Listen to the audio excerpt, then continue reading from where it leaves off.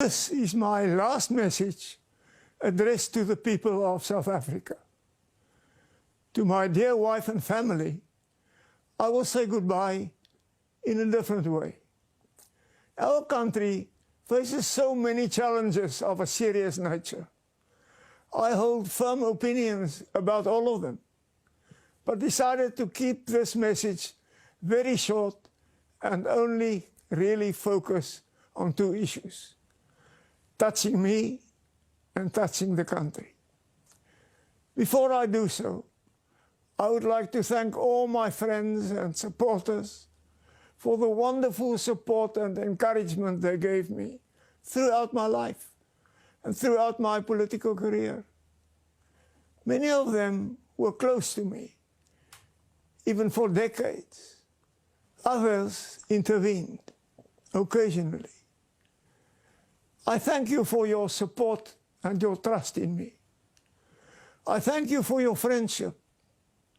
Thank you for having carried me on your shoulders for so many years. The first issue I want to focus on is apartheid and me. I'm still often accused by critics that I in some way or another continue to justify apartheid or separate development, as we later prefer to call it. It is true that in my younger years, I defended separate development, as I never liked the word apartheid. I did so when I was a member of parliament, and I did so as I became a member of cabinet. Afterwards, on many occasions, I apologized for the pain and the indignity that apartheid has brought to persons of color in South Africa. Many believed me, but others didn't. Therefore, let me today, in this last message, repeat,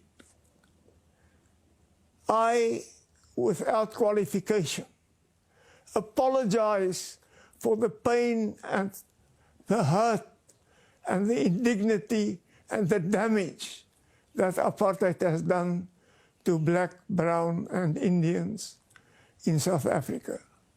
I do so not only in my capacity as the former leader of the National Party, but also as an individual. Allow me in this last message to share with you the fact that since the early 80s, my views changed completely. It was as if I had a conversion. And in my heart of hearts, realized that apartheid was wrong. I realized that we had arrived at a place which was morally unjustifiable. My conversion, to which I refer, didn't end with the admission to myself of the total unacceptability of apartheid. It motivated us in the National Party to take the initiatives we took from the time that I became leader of the National Party, and more specifically, during my presidency. We did not only admit the wrongness of apartheid, we took far-reaching measures to ensure negotiations and a new dispensation which could bring justice to all. This brings me to the second issue I want to focus on. Together with most other South Africans, I'm proud of our Constitution. The Constitution which we hammered out in the negotiations which started in 1990 and which culminated in the final Constitution of 1996.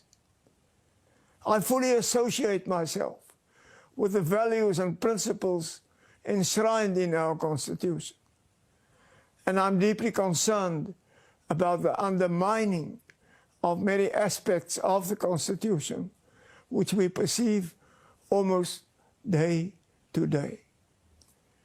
It is my plea that the government, all parties, civil society, and all South Africans should once again embrace the Constitution and interpret it in the balanced way which the Constitution demands. We need to align the principles of non-racialism and non-discrimination with the need to deal with the past and issues like affirmative action. We need to guard over the independence and the impartiality of our courts. We need to promote economic growth and job creation by basing economic policies on the principles contained in the Constitution and not on ideologies which militate against the Constitution. We need to make the Constitution the cornerstone of the new society we are building. The road forward is a difficult one, but I firmly believe that if we take hands, and if all the reasonable people in South Africa put their heads together, we can overcome the challenges we face, and we can fulfill the tremendous potential that South Africa has.